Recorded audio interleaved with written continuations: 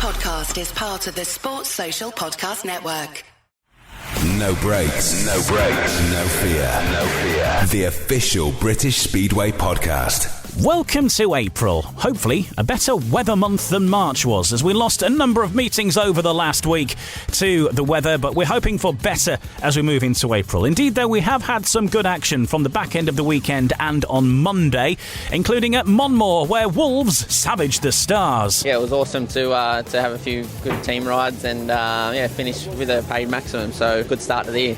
We've got interviews with Wolves' Sam Masters and Steve Worrell, and for the Kings Lynn Stars, Alex Brady and Frederik Jacobsen. Our main guest interview this week is with Stewart Dickson, the Leicester Lions team boss, as they get ready to start life in the Premiership. Nobody wants us to be the whipping boys that we were, previously when we were in the league 2014 to 2018. We want to be good for people's business. We want to put on a show. We want to entertain. A good long chat with Stewart Dickson in part 2 of this podcast. We've also got reaction from Monday night's Peter Craven Memorial Trophy that saw Jason Doyle rack up a record 4th win in the tournament. And we look ahead to some of the action in the Cab Direct Championship as the BSN Series gets underway, with home and away clashes for Oxford and Poole among the fixtures. We'll hear from the Poole Pirates captain Steve Worrell, and also from the Oxford Cheetahs Scott Nicholls. And from Redcar, we've got Jason Edwards and Eric Riss, and we'll hear from Rory Schlein of the Berwick Bandits as well. All to come in the next hour or so here on this week's episode of No Breaks, No Fear. No breaks, no fear. The official British Speedway podcast. Welcome along to this week's No Breaks, No Fear official British Speedway podcast. Shall we say it's been a suboptimal week as far as getting fixtures done in the Speedway calendar is concerned? The rain certainly affected 6 meetings, postponing them. Of course, they will happen at some point, either sooner or later, but one of those things that we can't really do much about, and it has been the wettest March since 1981, so particularly wet month, but we are getting some action now, of course. And we were in action at Redcar at the weekend, where the Redcar Bears took on the Berwick Bandits. We'll look back on that a little bit later on. But we start in the Premiership and at Monmore, where the Wolverhampton Wolves took on the Kings Lynn Stars. And it was the Wolves skipper Sam Masters, along with guest Scott Nicholls, who both scored paid maximums in a thumping 56-34 opening win over Kings Lynn. The Monmore side made the perfect start to their Premiership campaign. Masters was unbeaten from 5 rides and combining for 3 5-1s with his regular race partner Steve Worrell. Meanwhile, Scott Nicholls proved a perfect guest for injured Luke Becker as he finished with 11+1 from 4 rides. Steve Worrell picked up 10+2 bonus points. For the Kings Lynn Stars, they had a tough night, although reserve Frederik Jacobsen impressed with 13+2 as he took his full quota of possible rides. Michael Palmtoft also battled hard for 9 points.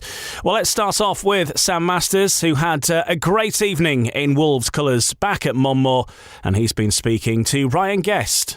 Yeah, awesome for the boys. Good confidence boost. Zach's never raced here before, really, so I think we had a really good effort. You can't underestimate Kings Lynn either. They've got some good riders in their team, and I don't think they were bad. We were just really good. Yeah, it's hard to single anyone out after a team performance like that, but it could have obviously been used as a blow with Luke Becker being ruled out the night before the meeting, but great guest selection in Scotty Nicholls. Yeah, it was unfortunately Luke's had an injury and we're going to miss him, but to have Scotty in here and how good he was last week at my testimonial was a no-brainer to put him in, and it showed tonight. What an awesome guy to have in the team and rider around Wolverhampton too. So stoked with the result and everyone's efforts today. It was enjoyable. Yeah, unbeaten night for yourself and Stevie Worrell had that formidable partnership in 2022 as well, and carried on with 3 hat-tricks at 5-1s tonight as well. Yeah, it's really good. I love riding with Steve. We always have good team rides together and look after each other. So it was awesome to have a few good team rides and finish with a paid maximum. So good start to the year. Yeah, with all due respect to Kings Lynn and some of their riders and how it suits their riding style, there probably are going to be tougher tests to come here at Monmore, aren't they? Yeah, they're going to be tough all year really, and especially in Kings Lynn. So we had to push for every point, and with the aggregate score thing now, we're going to have to we had to push all the way till the end. So tough team, I still think, and but we had a good night. Yeah, and it sets things up nicely, the bank holiday traditional double against Belle Vue next week now. Yeah, they're always tough. They're the hard days, really. So, yeah, looking forward to it, but it'll be good to come away with both of their meetings with points or wins, and that's what we're aiming on. Well, there's Sam Masters. We'll hear from Frederik Jacobsen and Steve Worrell shortly. First of all, the thoughts of the Kings Lynn team boss after a disappointing night in the West Midlands. Here's Alex Brady. Obviously disappointing to come away with such a heavy defeat. Wolves is a place traditionally we struggle at, and tonight was no exception. And yeah, we didn't have enough points from our top order. Fred was obviously fantastic, and Tofty came to the party a bit later on, but they didn't have enough support, unfortunately.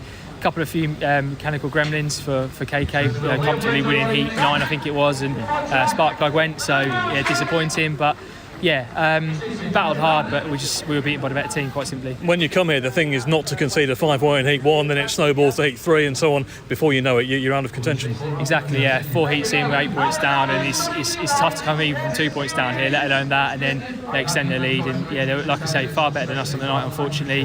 Hopefully look to put it right against Sheffield on Thursday, and then when we entertain Wolves next week, then I think the aggregate bonus points still to play for. Yeah, you were making changes throughout, and clearly that was with a view to them being back with you next week, and you did beat them heavily at your place. Yeah, we beat them comfortably both times last season at home, so look to do the same again and try and, our target is to get at least 3 points out of every 5 available, so obviously disappointing to not get the 2 tonight, but we go home to Kings Lynn next Thursday when we race them. Yeah, we'll be looking to get all 3 points available that night. And this Thursday, obviously, knockout cup trip to Sheffield going to be very difficult again, but what are the expectations there? Yeah, they've started incredibly well. Obviously, we look to keep it tight as we possibly can. Obviously, go there with every intention to win, but realistically, if we can keep it tight within a reasonable deficit, then bring it back to Kings Lynn in a couple of Mondays' time, then obviously it's all to play for. But yeah, they're obviously going incredibly well at the moment. It's going to be a tough challenge, but a few of the riders tonight will, I'm sure, put things right. I mean, Nikolai's looking forward to going, and Pico as well goes incredibly well there too. So I think we'll see a slightly different story to what we've seen tonight. Is there any slight concern about Josh? He's had 2 off meetings, both here at the start of the season. Is there anything to worry about there, or is it just early season stuff? Early season stuff. Although he obviously rides the track fairly similar to Edinburgh, they ride quite differently, I'm told. So I think he'll be okay. And when we go to Sheffield on Thursday, I'm confident he'll see the real Josh Pickering. A tough night then for the Kings Lynn Stars at Monmore, but one high point was Frederik Jacobsen, who scored 13 plus 2 bonus, and he's been reflecting on that defeat at the hands of Wolves with Ryan Guest. Well, Frederik Jacobsen, a 56-34 defeat at Wolverhampton on opening night. Just how difficult was that for the boys tonight? Oh, it was very difficult all around. I think straight from heat 1 we got a bit caught out. I don't know if we was on the foot, all the boys, just not as prepped as the home one was. Obviously, they've had a few goes here, and it's first time here for most of us. First time me ever here in Wolves as well, so it wasn't too easy track to get dialed in, but Filler was alright, but wasn't the way we wanted to start off the year, that's for sure. So we got to bounce back quickly and rather sooner than later. Yeah, and like you say, it is only opening night, and a lot of boys can go away, look at a few things, and like you say, the only way is up from here. Yeah, definitely. It's the first race of the season. We got a long year ahead, and this doesn't define anything how the team's going to be all year, not at all. We're just only getting started, so I think we got a bit of a slap in the head, you could say, and a wake-up call, so we'll be ready to go from now on. Not that we weren't ready, but it's never easy coming to Wolf, I'd imagine, because it's not an easy place to ride, but we'll move good on from here. Yeah, I was going to say, your first meeting, a busy man as well, called upon by team manager Alex Brady on maximum occasions, 7 rides, 13 plus 1, but like you say, it's certainly an experience coming here. Yeah, very much. I've been here one time looking 5 years ago, and I was thinking I'm probably 10 centimetres too tall to get turned around this place, but it felt all right straight as I came into turn 1. I was feeling all right, but took a bit to get used to when I didn't make the starts. The next few heats I had to try to dial in with the bike a little more and my style on the bike, but yeah, learned heaps and quite happy with my own performance, so we move on from here. Yep, moving on to Sheffield on Thursday now for the Knockout Cup. Obviously another tough place to go to, a strong team, but a track that will suit some of the boys a lot more. Yeah, it will do, definitely. We had some good races as a team in Sheffield last year, so we'll be ready to go Thursday again, and I think all the boys are roaring to get a good comeback after tonight. Frederik Jacobsen of the Kings Lynn Stars. 13 plus 2 for him, but otherwise a disappointing night for the Kings Lynn Stars. On the flip side, though, it was a good night for Steve Worrell. Well, now we'll hear more from Steve Worrell later, talking with his Poole Pirates hat on, because Poole kicked their campaign off later this week. But Steve Worrell picked up 10 plus 2, getting in the groove once again around Monmore, and he's been reflecting on that and also looking ahead to the rematch when Wolves face up against the Kings Lynn Stars back at the Adrian Flux Arena in the next 10 days or so with Ryan Guest. When we're having a bit of a briefing before the meeting, it's kind of not what we expected. If you put Kings Lynn's team down on paper, they're extremely strong, and they've got some very good riders in their team. Either we was fantastic tonight and it's a sign of things to come, or they was just a little bit off. But I'll take the first one. Yeah, and yourself and Sam Masters picking up more or less where you left off in 2022 as well. Yeah, we just have a real good understanding of where we are, and obviously when you can go out there and get heat advantages like that, it makes a big difference to the scoreline at the end. And obviously I think we went out 3 times tonight and got 3 5-1s, and sadly didn't get it in 8:15, which would have been nice. But hopefully it's a sign of things to come from the team. I guess you can, if you write all the other teams down on a piece of paper. Yes, we don't look the strongest because we haven't got them, the big names, the Nicky Pedersens and the Emmos, but we've got a top 5 that every single rider could ride in each position. So, and it's quite unique in a team to have that, to be able to, you can rely on all 5 to go out there and do the same job, and it's nice to be in that position, and hopefully it stands us in good stead for the season. Yeah, definitely. For yourself, you mentioned 8:15 there. Obviously, we're on a paid maximum from your programme rides. Was that part of your decision to go out and try and do it over the 5?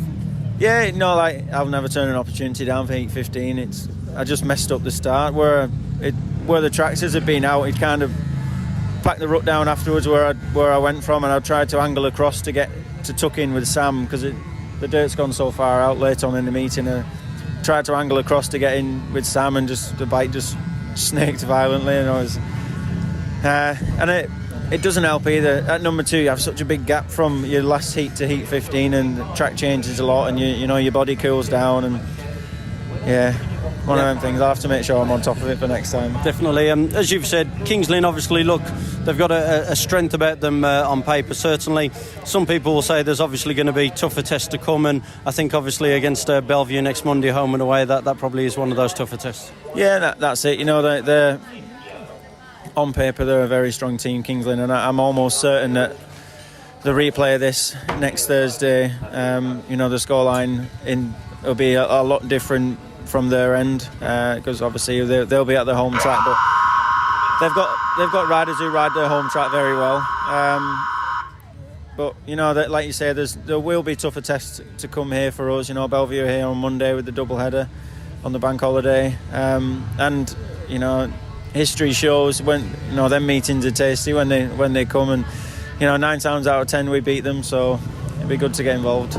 Steve Worrell of the Wolverhampton Wolves. A big win for them to get things going at Monmore, 56-34. Next up for Wolves, it will be Knockout Cup action, and that will be on Easter Monday, home and away against the Belle Vue Aces. The Belle Vue leg at the National Speedway Stadium starting at 12, and then back to Monmore starting at 8 o'clock at Wolves, and that fixture is due to be screened on BSN on Monday evening at 8 o'clock. The first meeting at Belle Vue, though, is not being live streamed or shown anywhere else. Some other Wolves news to bring you while we're on the subject. You may have seen news about Luke Becker, who unfortunately has broken a fibula in a crash in Slovakia on Sunday. Former British champion Scott Nicholls stepped into superb effect this week, but of course they'll be relying on some other guests and a more long-term plan there. So best wishes to Luke Becker, who faces a period out, certainly a good few weeks yet before we know any more. A look ahead around to what else is going on in the Premiership as well, because Peterborough waiting on news on the fitness of Nicky Pedersen, the Peterborough number 1, after his opening night crash with the Panthers hosting Leicester on Easter Monday. The Lions' first appearance back at this level is going to be at Ipswich in the Knockout Cup on Thursday, and we'll hear from the team boss Stewart Dickson in the next part of this podcast. To Monday night at the National Speedway Stadium. Stadium then, and it was Jason Doyle who made history by becoming the first ever four-time winner of Belle Vue's flagship Peter Craven Memorial meeting. The former world champion stormed to victory in a six-rider grand final ahead of former and current aces Robert Lambert and Dan Bewley. Dan Bewley coming up the inside of Robert Lambert here. The lead remains with Jason Doyle. He's on course for a record-breaking fourth title of the Peter Craven Memorial Trophy. It came down to a thrilling finish between Bewley and Lambert. Brady Kurtz led the qualifying scores to go straight into the final, but had to be content with fourth place in that race ahead of Charles Wright and Niels Christian Iversen. And here is Jason Doyle speaking to BSN after collecting his record-breaking fourth Peter Craven Memorial Trophy. Unbelievable, mate. Finally got some speed, which was nice. We changed a few things in the ready for the final. We were worried about going out there on a cold tyre, but we had a good gate, so made a real good start and went straight to the fence. Come on then, Jason, what was that secret? Because that bike was shifting. We can't say these little things, mate. You know the rider. I'm coming on Friday. Yeah, exactly. I'll tell you later. But we just changed a few things and it definitely worked. Had a lot more speed up the straight, which we lost in the last race before the final. Yeah. And is it a bit unnerving, the six rider, but you've won it 4 times now, surely it just must not faze you? It's nice when you're out in front, mate. But I got to the start and Nielsy was giving me elbows and I had to lean on the side a little bit. My rut was nice and I didn't want to move, so I see that. There was a bit of this, wasn't there? Yeah, you weren't having it. Hey, listen, congratulations. The presentations you're needed for those out in the centre green. Cheers, boys. Thank you very much. Congratulations. Well done, mate. Well done. Paul Bowen and Jason Harold from BSN chatting to the now 4-time winner of Belle Vue's flagship Peter Craven Memorial meeting on Monday. A 6-rider final. And if you want to check out the video, you can see it on the BSN social media pages or indeed on the Belle Vue Aces social media as well. It's quite something to behold. 6 top riders all racing in the same heat, all heading for the same bit of track. It's absolute chaos, but it's absolutely great to see as well. And a thrilling race it was right from front to back. There's all sorts of battles going on, not just in that race, but throughout the whole meeting as well. Some of the little bits to pick up on then. Sheffield leading the early Premiership standings, of course, after their home and away doubles over Belle Vue. They're turning their attention to the Knockout Cup this Thursday. As we mentioned, that's at Ollerton Stadium, Sheffield versus Kings Lynn. And conversely, another meeting that shall be live streamed on BSN on Thursday night. Ipswich take on the Leicester Lions, their first home match at Foxhall on Thursday. And on the subject of Leicester, the next section is all about Leicester. We've got the team manager of the Leicester Lions as they gear up for life in the Premiership, Stewart Dickson.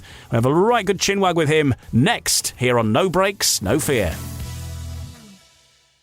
It's the Holiday Friends and Family Sale at JCPenney, and you're invited. Everyone can take home something extra with their 30% off coupon. That's on top of already great savings across the store, like 50% off essentials to deck your halls and home, and up to 40% off Liz Claiborne, perfect for any get-together. Or use your coupon to save an extra 30% store-wide. JCPenney, make your holidays count. Offers valid on select styles. Store-wide coupon ends 12/3. Liz event ends 12/6. Home sale ends 12/17. Exclusions apply. See store or jcp.com for details. Today, we discuss Miro. Today, I want to talk about the hellscape that is technical diagramming, right? Everybody's nodding their heads right now, And there is a potential solution that I want to share. There was one name that several people brought up. I did some digging, and it's kind of nuts how much this program Miro has for developers. I have to share this. It could potentially be a game changer for you. So my favorite part about Miro is that half the work is already done. Like right now, typically we spend hours starting diagrams from scratch, gathering information. You get buy-in from every team. That's a lot of work to do. But Miro has a full set of integrations with the tools you're probably already using. And they also offer open APIs and SDKs for custom solutions for all those niche diagramming use cases we have to do, right? So the end result is the same, but it doesn't take forever. It's a massive, massive time saver. I'm transforming basic flowcharts and network architectures, and it all lives in one place. So are you using Miro? Have you used it? I want to hear. That's MIRO.com. No Breaks, No Fear. The official British Speedway podcast. Welcome back to No Breaks, No Fear. And now the spotlight turns on Leicester, but also on Stewart Dickson, the Leicester team manager. But his responsibilities at Leicester don't just stop there. He's also one of the co-promoters, he's one of the track curators, and has a long association with Speedway, especially going back to Glasgow, where he was involved for 20 years. Again, not just as a team manager, but as a co-promoter. And one time he was the owner of Glasgow Speedway. But now his focus is on the Leicester Lions as they make the move up from the Championship to the Premiership. And of course, Leicester walked away with the Championship League last season, only for it to come apart in the grand final, where the second leg was held at a neutral venue of Kings Lynn. Pool Pirates walked away with the title. But had that second leg been held at the Leicester venue, then you have to ask, would things be different? We will, of course, never know. But we'll talk about that, and we'll talk about what's heading the way of the Leicester faithful in 2023 with Stewart, who joins us now. Welcome to No Breaks, No Fear, Stewart. Before we get into all that, first of all, I want to ask, how are you? Because, of course, you had quite a health scare at the end of last season. You were preparing for that grand final and were taken ill, and that was the end of your season for you. But how are you now, and how's things looking? Morning. Yeah, thanks for having me on. Yeah, I'm fine.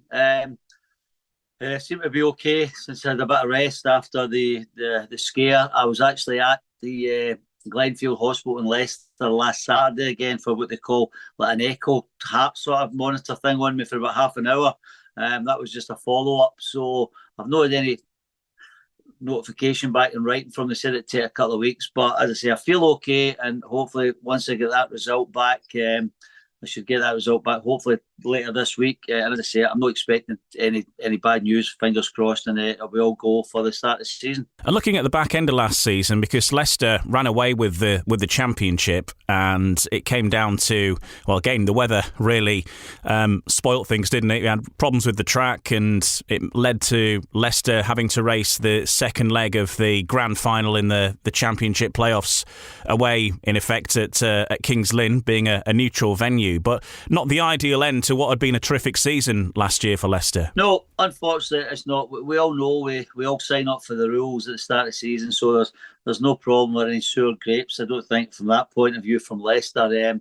I think it was more, the word is disappointing, what you said. We had an incredible amount of rain through the month of October. Bearing in mind we had not had one rain off at Leicester all season. So I know there's a few comments, they can't get their track sorted, etc., etc. But we were good at getting meetings on, and unfortunately, it was just it took its toll. We thought we'd got it into shape when Buster came in, and then the rains came again. And even one of the top men in British Speedway, if he can't put it right, then that tells you just how much rain that we did have. To go to Kings Lynn, I think it was really, I'm going to say unfair, but it was unfortunate. I felt for the riders, I felt for the supporters and the owners of the club, because I know they were banking on getting a big crowd. That's the reason we have playoffs, you've got to remember. It's because it generates big crowds at the end of the season. I know I'm in the top league now, but I wasn't last season. And the reason being is the terraces to be stacked out with supporters. But for that point of view, it was disappointing. And the riders, after only losing by 8 points at pool, unfortunately, they weren't allowed the chance to have a crack at pool in the second leg round Leicester, where we were very, very good last season. Over the course of the winter, there has been a lot of work done to the stadium at Leicester, hasn't there? The track and the facilities, the drainage, and just talk us through some of that work. And also, you've got some new equipment. You've got some of the former equipment from Leicester to help improve the sort of offering and skills you have to maintain the circuit. But just tell us about the winter movements at Leicester. There's been complete new drainage put in, where I think it's about an extra 15,000 litres of drainage tanks put in, where another one still to come in, which will bring it up to an extra 20,000 litres. So that's quite a substantial amount, sort of thing. It's not so much the drain in place, it's the fact that the drains were too small, and when we got a lot of rain, the drains were overflowing. That was what the problem was, and the water was lying on the track. So we're looking to combat that, with the work that's went in there. We've got new LED floodlights the whole way around the stadium as well. Like, thank Glenn Radford for that, our electrician. He's been very busy doing that for us, which is great. And as you say, we've also purchased the equipment from Swindon, whether it be fortunate or unfortunate. Hopefully, as I say, Swindon can return, but the equipment had to be sold. I think they wanted it out the stadium. We got the big motorway blade, we bought the water tanker, a couple of graders, window wheel, etc., and a couple of other bits and bobs. So the basically have not been slow to splash the money to get us ready for that. And with the likes of British Youth Days that people will see, what we have at Leicester, we have practice days, we AMSA, etc., ride and slide. We really do need the bigger blade in, which we've not had at our disposal since I have arrived. And I think it'll make things a whole lot easier for us going forward, yeah.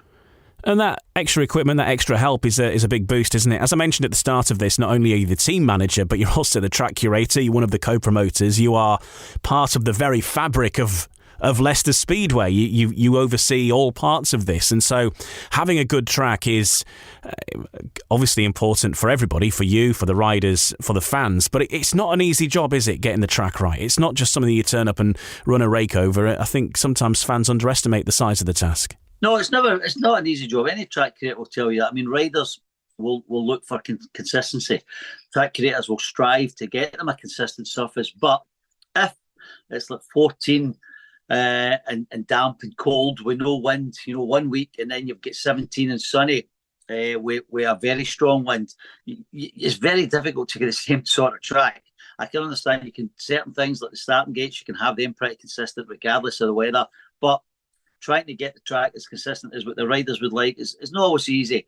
And I think you find in Speedway, different to other sports, that the riders, when I see them, I hear them getting interviewed, and it's always that the track that they're spinning. You never see a rider. I'm not having a dig at them because it's a difficult job. I admire them that puts their leg over a bike, but you never see them like a football player say, I had a bad night, I had a bad game. I don't often hear that for a Speedway rider. They always have a reason for why. It's either the setup, the bike was spinning, or it was the track. And sometimes I think the track careers can get a hard time of it, because I know the guys around the country spend a lot of time. I've got a couple of guys that help me at Leicester, and it's unpaid work that they do.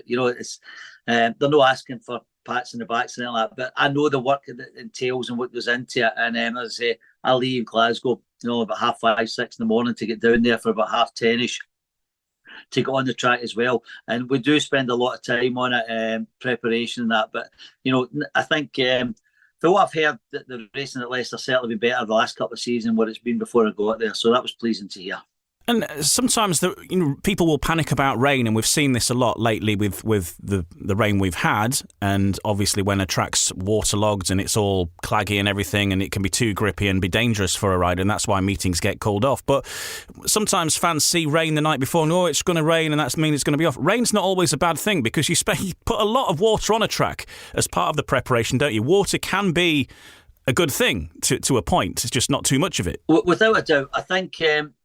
like I said, this week, I know there's some rain forecast later in the week, but the difference being is we've had some nice weather up until that rain coming. I think there's maybe some rain due Wednesday night, Thursday morning around about England, but the weather subsequently up to then has been nice and sunny. For what I've been telling, I've been speaking to my counterparts in Leicester, and you also keep your eyes on the weather forecast on a daily basis.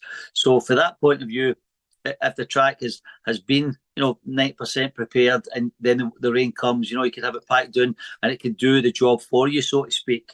I think when sometimes what supporters maybe miss, or other people maybe miss, is when you've got continuous rain, and you get one dry day on match day, all of a sudden it's not just going to turn round, because you've got to get the equipment onto the track, and sometimes it's best to stay off the track, but there reaches a point where you've actually got to go onto the track, maybe open it up a bit and hope that the wind and the sun will start to dry it out. But what a track creator will tell you, when he takes the gamble of opening up the track slightly, certainly on the bends, for it to air, and you get rain, then you've gave yourself twice the job in the first race what you have, because you've opened up the surface, the water's got in even further into the base, and it can be a really difficult. So you've got to be confident in your forecast that the weather's going to be okay before you start, what I would say, even damaging the track, if you don't realise what sort of rain is coming in the next couple of hours. And which forecast do you go by? Because a lot of clubs have private weather forecasts that they pay for, custom weather forecasts, or you know an amateur weatherman, or maybe you just have some reliable seaweed that you have hanging off your shed? I don't know. How do you? What do you go to for the accurate forecast? I'll go for the best one. I'll have a look. I'll have a look at the Met. I'll have a look at the BBC. I'll have a look at the AccuWeather. I'll have a look at the Weather Channel, and whatever one's the best, I tend to go with that one because I'm an optimist. Good answer. Let's have a look at the team that you've assembled for 2023. A few changes, but a few familiar faces, of course, as well. We'll start with Nick Morris, who is the rider that has opted to continue with Leicester in 2023. Of course, riding in the Premiership previously for Wolves. Stays with the same side, but moving up a step, but a proven rider at that level, but also a proven rider around your home circuit as well. Yeah, very pleased to have Nick on board. He was keen to come back to Leicester. We've known each other for a long time since I introduced him to British Speedway back at Glasgow. I think it was tail end of 2010. So we've known each other, kept in touch, but more importantly, he does what's required at Leicester. He's very strong round there. I think we get him on a 6:48 average. I mentioned at the Speedway Star that I believe Nick should not be anywhere near a 6.5 point average in the Premiership. I recall Jason Doyle went to Somerset that season, the Premiership, I think it was 2018. Nick Morris and Troy Batchelor led the team, and Nick had a Premiership average of over 8.5. Now, that's the sort of form that Nick can do. He's a 10-point rider in the Championship last season, so he shouldn't be running about the 6.5 mark. The two will work hard. I think it really depends how much Nick wants to get there.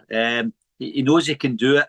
I know he's away scores last season because I studied him in detail.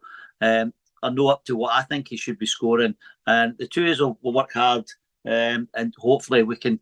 He's one of the riders I look that can put something onto his average, and also bearing in mind he's very, very good around Leicester. He's track record holder there, and it's obviously somebody we're going to need on for him at home at Leicester on a Thursday night. Of course, you are going to need a stronger lineup in the Premiership. When you look at some of the other riders across the league, it's one of the strongest Premierships for a very long time. But you've brought in a current Grand Prix rider with Max Fricke, which I think certainly set your stall out, and that was the first one to be announced, really, wasn't it? And I think, that made people sit up and take notice, because Leicester obviously had that reputation of not really getting to grips with the Premiership last time they were there. Obviously, everything's different now, and really made a statement signing of being able to get Max Fricke in the side. Yeah, definitely. I think he's still young. I think he's running about 26 or something like that. So I think there's improvement for him to come from his individual point of view as a rider. I think moving to Leicester will be a good move for him. I'm hoping it's a good fit for us. He's been at Belle Vue, as we know, and obviously he's had likes of Dan Bewley, Matty Zagar, Brady Kurtz, beside him. Whereas at Leicester, he should be the number one outright if he rides the forum. I know there might be one or two challenges within the team, which would be great from a Leicester point of view if they can push him for the number one spot. But he ticks all the boxes. He will be important for us. I realise that we do need somebody that can compete in heats 13 and 15 away from home. At home, I think we'll be okay because we'll get a good choice of top end riders. But and if we were to fall behind and we'd get a chance to use a TS, I think that the in-depth sort of solid teams might not have the same strength to use a TS away from home if you're behind, the way that maybe Leicester can and one or two other teams have. We're having a big hitter, but the big hitter's got to be scoring points. It's very fanciful, writing it down, looking at it on paper, but we need them all to do a job. But I'm pretty sure that'll be a good move for Max and a good move for Leicester, yeah. And your other heat leader, certainly to start the season, is Richard Lawson. Again, a solid rider wherever he's been, really, and he's always done pretty well around Leicester as well, hasn't he, over the past? Yeah, he's pretty good. You know what you're getting. He's improved as a Premiership rider, I would say, the last couple of seasons. Finished top of the averages at King's Lynn last season, which was no mean feat with the team they had. So very pleasing when I heard that he wanted to join up at Leicester. I think travel was one of the things, but also that he liked the Leicester track. And we know each other from our Glasgow days. So he's, I think you know what you're getting off of Richard. He'll do a job, and as I say, I'm looking forward to working with him again, and he will be a good backup to Max, I think. Yeah. You want a rider that's going to get the fans off their seats, I suppose, and with Chris Harris, you know that you've got a rider there with a reputation, a rider who is never going to give up, a rider that can be the best of the entertainers on his day as well. 3-time British champion, been there, seen it, and done it in Speedway, really, hasn't he? And brings not only experience but also, you know, an exciting rider to watch in action as well for the fans. Yep, he does. Chris actually comes in as a third heat leader behind Max and Richard Lawson when you look at the averages. And again, he was the number one rider at Peterborough last season. So effectively, we're starting the season with riders that finished top of their average with teams for last season. So we are pleased to get him on board. I think Leicester's a different type of track. I would say he was probably a Peterborough track specialist type of rider, but he's had some good meetings at Leicester. I recall my first ever meeting, 2019, with an interleague challenge with Ipswich, and he came and scored a 15-point maximum. So he can get round it when it's suitably prepared. You'll need a little bit more dirt coming off the corners to get the best out, as you say, because we are in the game for entertainment as well as results, and hopefully he can provide plenty of entertainment. I know he's turned 40 recently, but when you see him racing like that last night when he wins that race, seen Scott Nicholls score at Wolverhampton last night, the way Nicky Pedersen races, I don't think we should get too focused on the age thing. I think he'll be good for us. He'll be good at Leicester, but I think he'll be very important on the away tracks because the experience he's got of racing them all. And I'm very, very happy with the top four put together.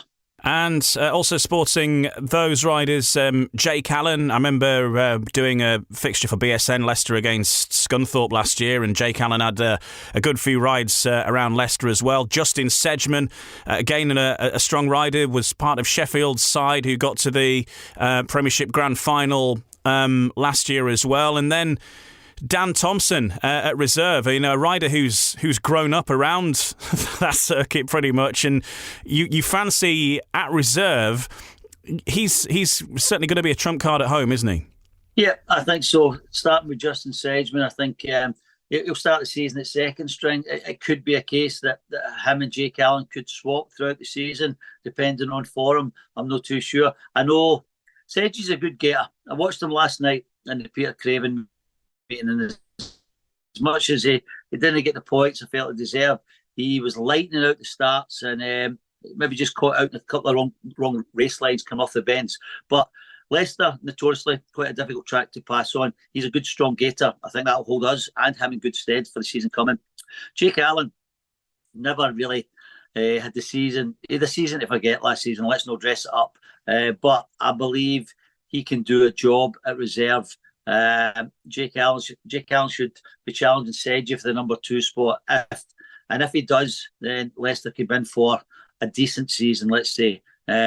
Jake's partnered with Dan Thompson, as you rightly say. He's grown up round the Leicester track. He's been there a lot longer than I have. Dan Thompson could be, I wouldn't say so much a secret weapon at home, because I think a lot of people know how he rides the track, but he's every bit as strong as I would say as Jake Allen and Justin Sedgman are around Leicester. That's how good he is. When you look at his scores last season, he had some noticeable scalps along the way. Chris Harris, Josh Pickering, to name but a couple. So he ain't just been beating reserves in the Championship and second strings. He is capable of beating most riders for Championship level, certainly anyway, last season round Leicester. He's now got to do it in the Premiership. I think when you look at the rising stars now, I know there's one or two that are still there, but there's a new breed almost coming in, almost a change of the guard. Tom Brennan's moved out, Conor Mountain's moved out, Daniel Hume's moved out.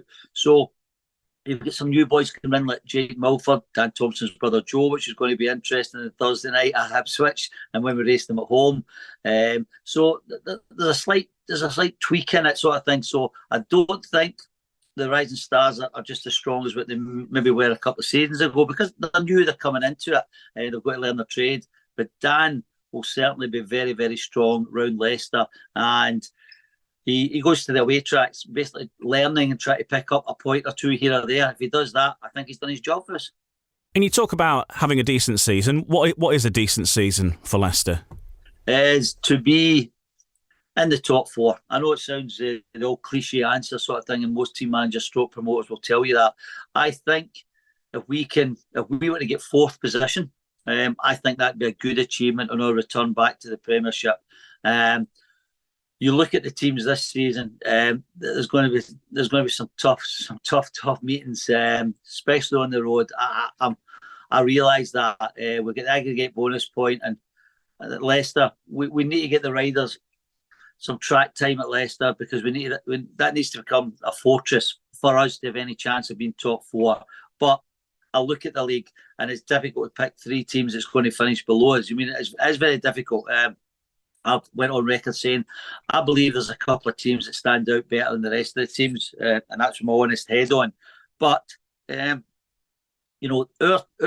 team is dependent on how, I don't want to name the riders about pressure, but it's dependent on how one or two riders race this season. If they do the job that I think they can do, we could be surprise packages and run teams, give a lot of teams a right good tough meeting, and that's what you're looking for. I think Leicester coming back in. Nobody wants us to be the whipping boys that we were, previously when we were in the league 2014 to 2018. We want to be good for people's business. We want to put on a show. We want to entertain. You don't want people staying away because they say, it's only Leicester. We've got a decent team, and hopefully we can be a good addition to the Premiership. That's what we'll look to be. And your first fixture is still against the same team you originally due to race against, but on their patch to begin with, Ipswich Witches, of course, have been one of the more talked about sides in the Premiership, what with the signing of Emil Sayfutinov as well, who showed what he was capable of around Peterborough, and it's going to be his first big meeting around Vauxhall, so a lot of excitement ahead of that. And for you as well as a team manager, you're pitting your wits against some other names that maybe you've not particularly come up against in the course of your managerial career, starting with Chris Louis. And how are you looking forward to going up against these other managers from a tactical point of view? Yeah, that doesn't overly concern me, to be honest with you, because I think it's sometimes you could influence things in the Championship where we change here or there. So I think I watched obviously your BSN Peter Craven meeting last night and Jason Doyle, and I don't think no matter what you tell a rider or tactically what you try to do, if he pops you at the start, it ain't going to be much to stop him. He was very, very impressive last night. We know Emil Sayfutinov is 12 years more experienced than the rider that came to Coventry way back under Alan Rossiter. I don't think he'll have a problem adjusting to the so-called more technical tracks. I know like maybe the Peterborough and Sheffield and Belle Vue will suit him more. I think that goes without saying. But he's going to be great business for the leagues. From a Leicester promoter point of view, when Ipswich roll up or Peterborough roll up, etc., Belle Vue, you get some cracking names out there. Even Sheffield, all the teams look really good for that point of view. Ipswich, it's actually Richie Hawkins is obviously team manager. I've come up against him in my Glasgow days, and I think, as I say, my first match of the season for Leicester, my first ever meeting for Leicester, it was an interleague challenge. I think Richie was the manager then. So we have come up against each other. But him and Chris Louis, they've got to be clicking their heels. They're, the top two that they've got. But we look at it, and obviously we think that there could be one or two other areas where maybe we could take advantage of. I think the top two is a given. Danny King started the season well. I noticed that top scoring for Redcar. He won the Ben Fund. So Eric Riss looks to start. So we know it's going to be tough, but there could, I'm looking at hopefully we've got where we don't maybe match their top end strength. I think maybe we might have strength in other places, hopefully. But it's going to be tough. We know it is. It's their first home meeting, and everybody likes to get their first home meeting out the road with any sort of win. Any promoter team manager will tell you. So there'll be anticipation, there'll be nerves, there'll be excitement, and obviously there'll be expectation from Ipswich supporters because they've already won away from home at Peterborough, which was very impressive. I actually took that meeting in because I was down working in Leicester at the time. So we go there trying to keep it as close as we possibly can, and basically keep the tie alive to bring back to Leicester. That's the thing for me, to bring it back to the Pidcock Arena at Beaumont Park. We have to, keep it. I'm not going to set a target, but we will know realistically what we need to do to try and keep the tie alive. And obviously, Ipswich will be trying to put it out of sight. So it should be quite a fascinating tussle, yeah. And the return leg of that will be the 17th of April for Ipswich at the Pidcock Motorcycles Arena, as it's now called, at Beaumont Park.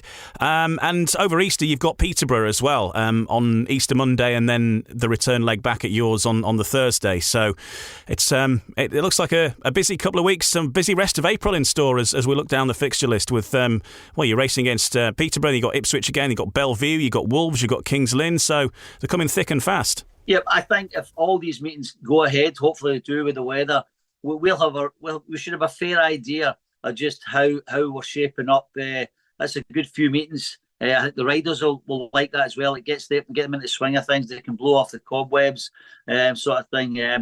The Peterborough meetings, I think I'm right in saying that since Leicester came back up in 2011, Leicester and Peterborough have never raced against each other because they've always been swapping leagues, sort of thing, at the time. So as I say, it's only 42 mile, I think, from Leicester to Peterborough. So this is the sort of derby fixture we want.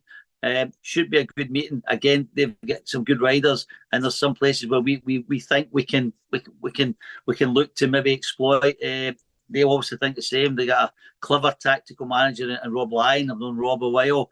He's very good at setting out his stall. I have changed the lineup for that meeting away from home slightly when we go to Peterborough. For the reasons I've just mentioned. So, no, we're looking forward to it. And as you say, we'll get Ipswich Knockout Cup coming back. Peterborough's at home. Some new challenges, Belle Vue and Wolves, who I've never actually faced against as a team manager. And the Kings Lynn, I think, is the last one at the end of the month. So that should give us a rough idea just how competitive we're going to be. It's a good start. And I don't think we can say, we need some more meetings to find out to judges.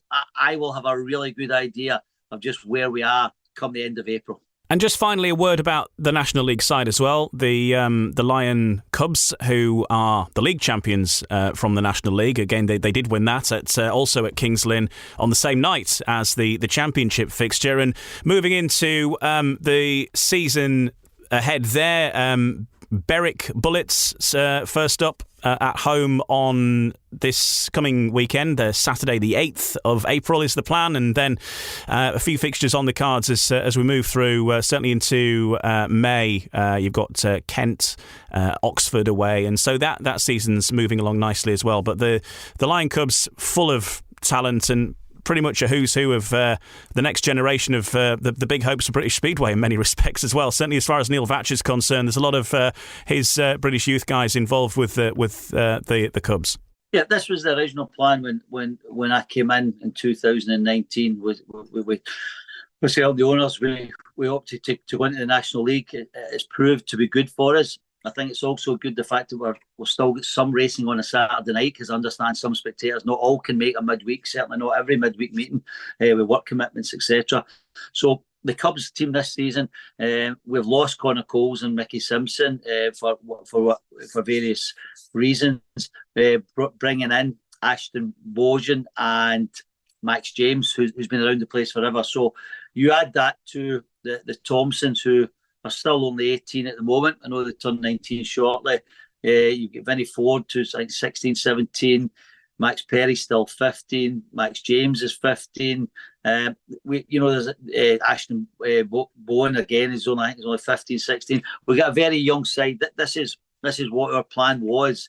It was to develop these riders for the championship. Slightly different now that we're in the Premiership, and there's a gap of a league between the two teams. But without being disrespectful, I respect any team that's been put together, but our model is we try to, as big as possible, is to get as many youth riders we can as possible, young riders coming from Glasgow and still staying in Glasgow.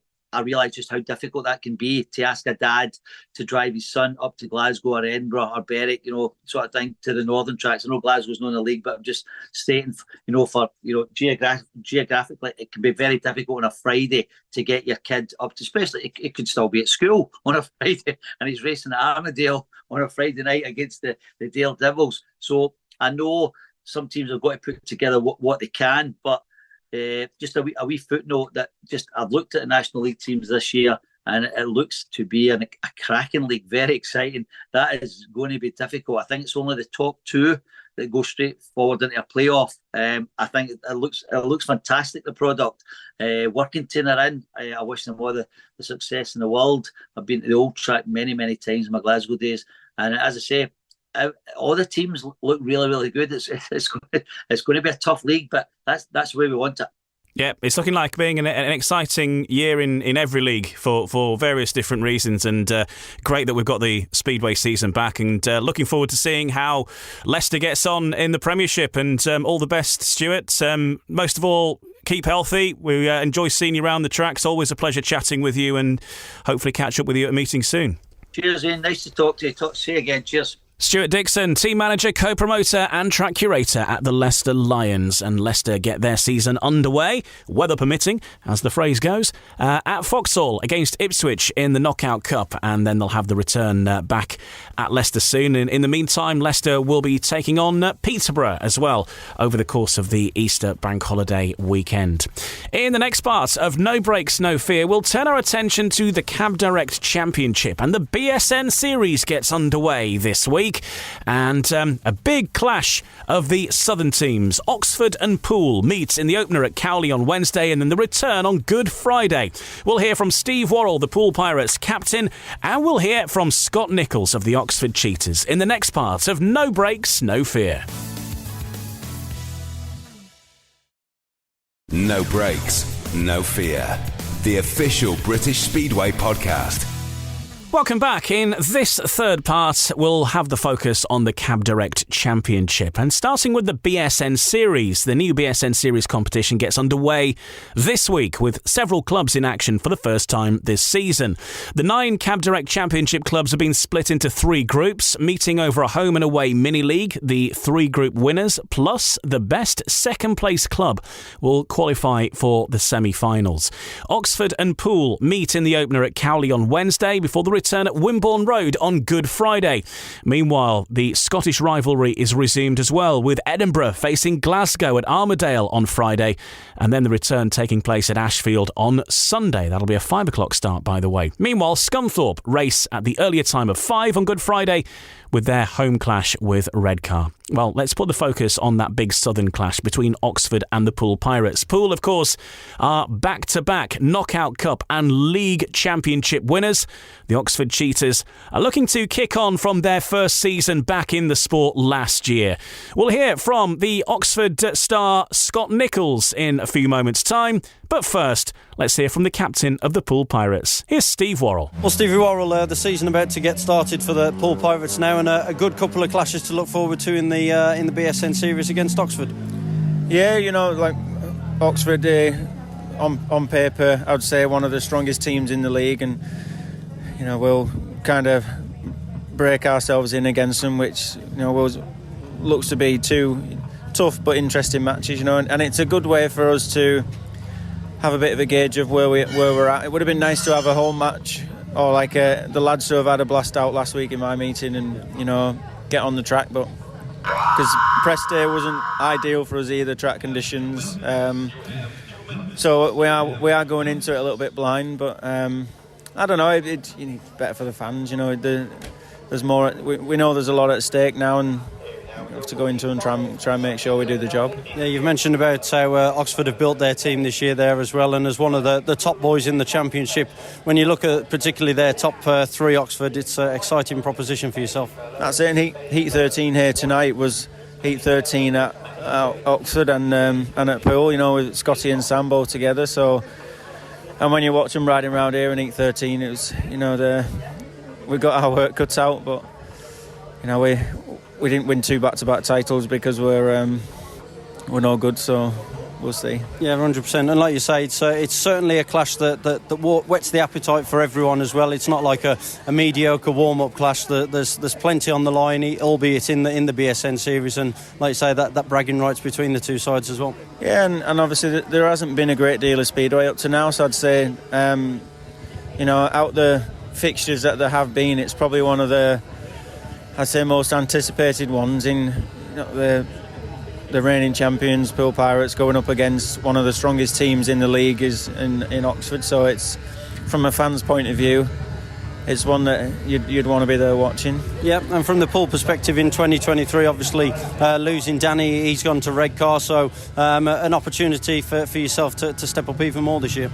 Yeah, that's what I've got to do. I've got to be. I enjoy riding at number one. I like being first out on track. I like the way the heats work, and it kind of makes me pull my socks up a little bit and take charge. So yeah, I'm looking forward to it. It's where I want to be and try and keep hold of that number one spot. Now I'm sure Richard will be trying to creep up, and Ben at number 3. He proved himself last year time and time again. So I think we've gone a little bit different with the team building, with the way we have been over the last 2 seasons. Obviously, we've got a lot of strength in depth, and hopefully that will help us during the meetings. A few different faces moving into the Poole Pirates lineup from last year. Danny King, Drew Kemp and Nathan Ablett depart the squad. Incoming Anders Rowe, Kyle Newman and Adam Roynan. Changes too for the Oxford Cheetahs, who see 5 new faces in their lineup for 2023. Troy Batchelor, Aaron Summers, Dylan Rummel, Paul Stark and Jack Thomas are out of the side, although you've got to say Aaron Summers has retired. And incoming is Sam Masters from Edinburgh, Louis Kerr from Redcar, Jordan Jenkins also from Redcar, Henry Atkins and Luke Colleen come into the lineup.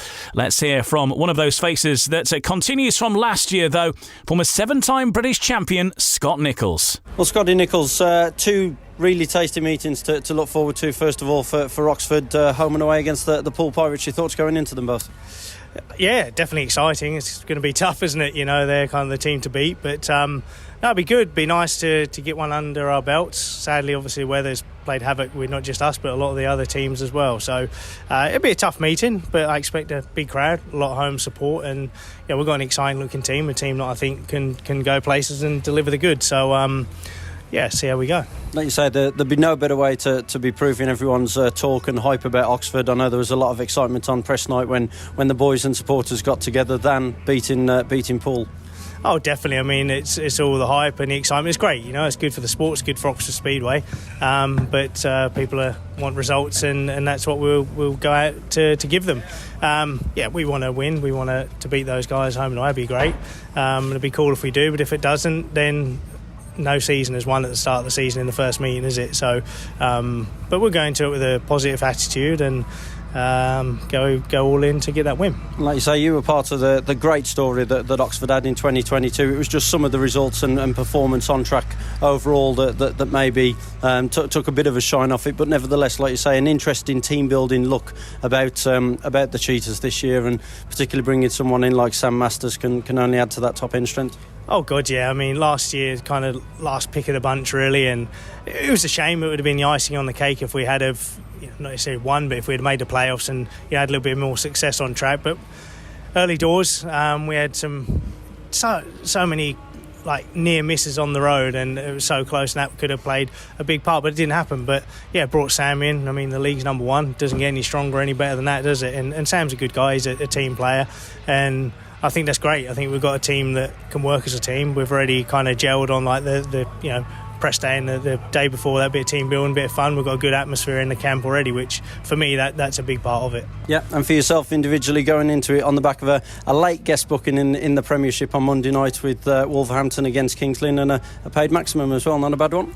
No, it's not a bad one. I'm happy with that, I've got to be honest. It was good. I mean, obviously, pleased to get the call, but obviously not the circumstances. It's never nice. Sadly, that's most of the time what guest booking is for an injury replacement. So, but it went really well. I was trying some new things and I was really happy with that. The team had a great win. So yeah, take it. I'm, like I say, really pleased. But like I say, it's a shame that Luke is out. I wish him all the best for a speedy recovery. I know he's a great rider here and obviously a very popular fan. So I wish him a speedy recovery. And yeah, if I get another couple until then happy days. Yeah, Scott Nicholls had a good time at Wolves, as we heard earlier, but also looking forward to Oxford's meetings with the Poole Pirates over the coming week. Wednesday is the first leg at Oxford, and then the return leg will be on Good Friday at Poole's Wimborne Road Stadium. Redcar built a 16-point lead over Berwick in their delayed Knockout Cup first leg at the Echo Arena at the weekend, with the return fixture now set for April the 29th. Bears reserve Jake Mulford was withdrawn with a lower back injury after Heat 2, but colleague Jason Edwards racked up 13+1 with Danny King and Charles Wright also both in double figures. Let's hear from Jason Edwards now with Ryan Guest. Well, Jason Edwards, the first leg of the Knockout Cup against Berwick on Sunday at Redcar, and a good team performance in the end. Yeah, I mean, I think it was 16 points in the end, and we need every point that we can get going to Berwick. And I mean, it was nice. It was our first proper meeting. Obviously, we had the Newcastle Select meeting, but no, it was just nice to get going, get the show on the road. And I was just saying a minute ago, all I want to do is just get laps, and that's kind of what ended up happening yesterday. And it does make a hell of a difference because you kind of go to the tapes and, well, you're not worried about anything else. You just think, right, here we go again. So, yeah, that was what was nice, and hopefully I can carry that on for all the rest of the meetings. Yeah, you say laps. Obviously, it was a shame what happened with Jake Mulford early on. Withdrawn from the meeting. It meant 7 rides for yourself and double figures as well. Yeah, and obviously I don't know how long Jake's going to be out for. I know he's got a concussion and whatnot, but yeah, hopefully he comes back better than ever. And yeah, it's not the way you want to start a year. And obviously for him, his first year in the top league, first year in the Championship, and yeah, he's the same as me. He wants to just get racing and get to all the tracks he can. So, yeah, it's not ideal, and it's not ideal from the team because obviously we go to Scunny on Friday, obviously having to have a guest. So it's not ideal, but like I say, we just want to get going, and that's what the start of the season's all about, is just getting to plenty of meetings, getting laps under our belts, and enjoying it. Well, for yourself individually, to not only be that busy, but for the points to come with it as well, that must be a really nice way to get it off. Yeah, no, I was chuffed with the start of the meeting, to be honest, and to get a couple of wins to get going is, yeah, I've lacked them at the start of this year, so that was always nice, and I wasn't copping a load of stones and just getting covered in rubbish. So yeah, the bike wash was a lot nicer after that. But yeah, obviously towards the end of the meeting I dropped off a little bit, but like I say, 16 points is a big lead, and Knockout Cup, we need to go the whole way. We get a load of extra meetings if we do that. So yeah, all the other teams got a bye, and it was Redcar again in the first round. So yeah, that's the main thing, get through and then carry on. Yeah, I know after that tight opening challenge against the Newcastle Select, I know there were one or two comments banging around on social media about a few concerns about the team early on, but nevertheless that was obviously blowing away the cobwebs, the new boys getting dialed into the track as well, and like you say, to deliver a convincing performance so early on, hopefully just proves that the Redcar are hopefully going places for yourselves this year. Yeah, and that was the biggest thing. Like, we normally know how much practice we're going to get before the start of the year, and everyone's in the same position, but yeah, we had sort of 5, 6, 7 practices all planned, and everything just got wiped out. Do you know what I mean? I know King's Inn we were going to have 3-4 days, and yeah, the British, well, it's not even British summer, is it? It was Easter time, it just got completely wiped out, and yeah, we were going into the first meeting kind of having a couple of laps on the track, and that was about it. So yeah, like I say, that was the purpose of the meeting, a challenge meeting, that's the idea, and it was a good Newcastle team. The actual team they put together, I know it's over the points limit, but that's the idea. You're supposed to test yourself, and that's the biggest thing for me, riding obviously in the top league and the Championship. I need to move on, and this year's a massive year for me, so yeah, got to start how we want to carry on. Yep, definitely. Just looking forward. BSN Series next up, and a trip to Scunthorpe on Friday. Obviously never an easy place to go, the Eddie Wright Raceway as an away team. Yeah, sunny Scunny. Yeah, like I say, it's probably one of the fairest tracks. Everyone goes on about Redcar being fair, and Scunny's kind of in the same position as that. But again, what's nice this time of year, you're catching all the teams when they haven't had any home track advantage. So they've had a press day and that's it. So that's the nice thing. We're probably one of the teams that's had the most races under our belts now. And yeah, let's just hope the weather stays nice, and we get another nice big win. There's Jason Edwards. He's a happy little Redcar Bear chappie, isn't he? Eric Riss, though, not quite so. He didn't feel he gave his best, but he's sort of suffering with injury a little bit, not feeling his full self. Had big surgery through the course of the winter, and that is going to take some time to fully heal up. Let's hear from Eric Riss right now with Ryan Nassau. I thought I was going to be closer, but we've done well, you know. I didn't score double figures today, and we still came away with 14 points lead. 16 points lead. So yeah, that's really good. Everyone was scoring tonight. Everyone was riding up to their full potential tonight, apart from me. Really good lead to go on the second leg. Did it with 6 riders as well? Obviously, we said our best to Jake, but his reserve partner, your rival in the top league, Jason Edwards, flew tonight. Yeah, he was on fire. We've seen it, last year what Jason can do when he gets it together. I don't know what it is, I think it's a lot to do with bike setup, and today he just seemed to get it right, and he was on fire. And Friday now we've got Scunthorpe away, a track you enjoy? Yeah, I really like it. It's a big, it's not big, but it's a round track. Rides like a big track. It rides like a big track. It's fairly slick. I like slick tracks, so yeah, I look forward to going there. And fitness update, how are you feeling? Not great. I've had 4 meetings this week out of 6. 2 got cancelled, unfortunately, due to rain. But even after the 4 meetings, I'm feeling quite sore in my knee now after the 4th one. Got 3 days off now, so I've got to try to recover for a bit and hopefully feel better by Thursday, Friday. But it's just going to take a little bit of time, isn't it? And then again, it's the start of the season as well, so you'll just get back used to it, and then your knees are going to recover all the time. Yeah, I mean, it's not ideal. I'm recovering while I'm riding, so I'm probably I am doing too much too early, but I only had 2 choices. Either go for it and ride with how it is, or wait until it's fully recovered, which would have been in May, June, and I didn't want to do that. So yeah, I got to deal with it now. I just got to try and make time for recovering after meetings or after a few days on the trot. It's not like I'm riding 7 days a week, so there's always a bit of time to recover. And last one, obviously it was in doubt that you'd return to Redcar this year, due not because you didn't want to, just to travel issues. Happy it's worked out and you're back with the Bears? I'm happy, yeah, definitely. I'm really thankful to the club for what they've come up with. They gave me an opportunity to come back. It wasn't because I didn't want to. It was just too much traveling last year. And yeah, the club made it possible. They came up with a plan, and it works out for me. So yeah, I'm really happy to be back. Well, it was a tough night for the Berwick Bandits. They went down 53-37 against the Redcar Bears. The Berwick Bandits boss, Gary Flint, is adamant that 16-point first leg advantage can be pulled back. It was an eventful Sunday evening, which started before it even begun in many respects, because on the parade laps, the Bandits skipper Leon Flint suffered an injured ankle and wrote off his number 1 bike when he picked up some unexpected grip and hit the 4th bend fence during the parade laps. Into the meeting, though, the high point for the Berwick Bandits was new signing Rory Schlein on his debut for the Bandits, bagging 12 points, but reflects on a difficult evening. Well, Rory, knockout cup first leg at Redcar on Sunday. It was a tough one for the team overall in the end. Yeah, we were there and thereabouts, I think, halfway through the day, but they seemed to, run away with it, after they had a couple of track grades, and I think they just read it a little bit better than us. So I think some of our boys were a little bit nervous and maybe still a bit rusty. A lot of us, including myself, hadn't had many laps, especially competitive laps. So it was especially a hard one to go to away at Redcar with their lineup. So it was always going to be tough, but yeah, they were just a lot sharper. You mentioned some of the Berwick boys as well. Don't forget Joy Etheridge had a nasty spill at Sam Masters Testimonial the weekend before. Leon obviously crashed on parade as well. So nursing a few little things here and there. Yeah, it was.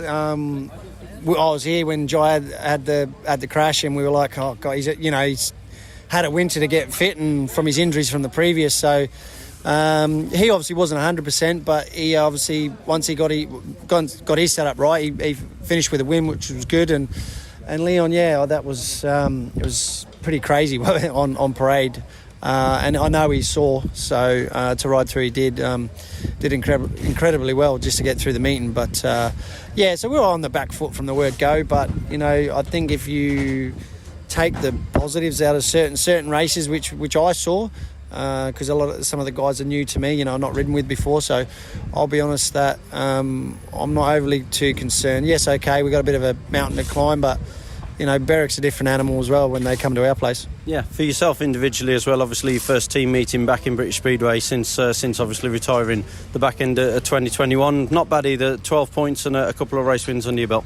Yeah, and we probably all the lads were asking me, about speed and that, and I had plenty of it, so it was good to be that quick and that competitive, especially against the, Rissy, Charles and Danny, because they're rapid around there. So to get a couple of wins and make some starts and even heat 15, people were telling me that was a cracking race. So just happy really. It was a bit surreal halfway through the night. I was sort of standing there thinking 6 months ago I was standing on a beach and didn't have any bikes and nothing, and now obviously we're here. So it was a bit of a surreal moment really, but I quickly snapped out of it and I realised I had heat 13 and 15 to go. So yeah, but bit of a mountain to climb. Obviously we got home and away against Glasgow.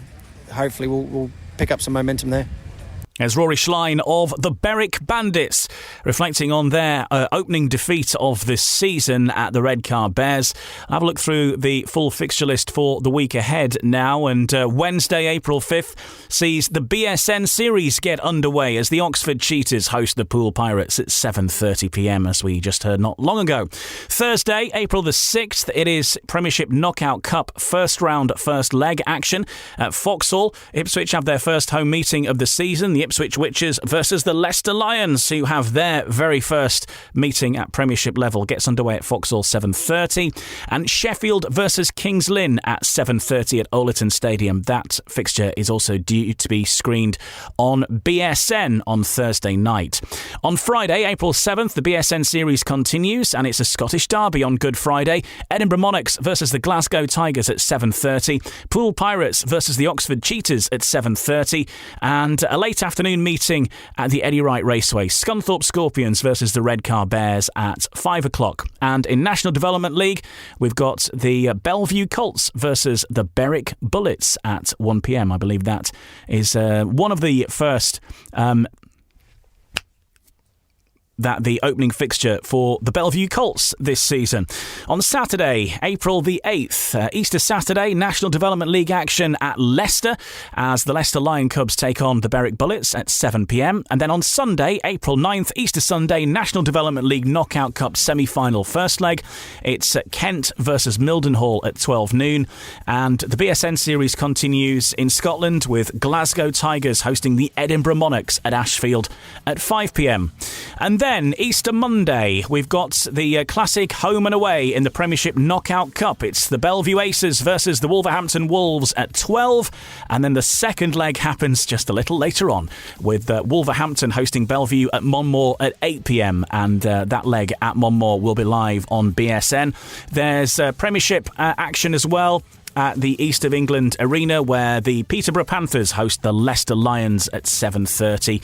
And then next Tuesday, at the time of recording this, April the 11th, the Plymouth Gladiators open their account in the BSN Series. The Plymouth Gladiators versus the Poole Pirates at 7 o'clock at the Coliseum. There's lots more to come following next week as well. Oxford riding against Plymouth, and also Birmingham hosting a Coventry Bees select side next Wednesday, April 12th. But we'll talk more about that next week, I'm sure. And that rounds us up for today. Thanks for joining us. There's lots of action happening over the course of the next week. Fingers crossed for the weather. Well, surely we'll get some action, all being well, and we'll be able to review it and talk about it. We'll have another special guest in next week's episode, and lots to look forward to in the plan for next week as well. So we'll come to that, though, when we speak next week. Lots of other things that you can do in the world of Speedway. Don't forget to follow us on social media, Facebook, Twitter, Instagram for all of the breaking news and updates as and when they happen. We'll update you straight away. And if you're looking for further listening in the world of podcasts, well, I've got a couple. I'll point you in the direction of Humans of Speedway. A couple of recent guests there. We've got Danny King, who is now, of course, with the Redcar Bears, but also the Ipswich Witches, and recently spoke to Steve Worrell, all about their careers. So that's one to look out for. And I'm also a guest on a podcast this week as well, the Round the Boards podcast. It was great to join them to talk about podcasts within the world of Speedway and much more besides as well. Look out for Round the Boards podcast and subscribe to that also. And we'll catch you next week on the official British Speedway podcast, No Brakes, No Fear, next Wednesday. Have a great week and happy Easter. No Brakes, No Fear, the official British Speedway podcast. Sports Social Podcast Network.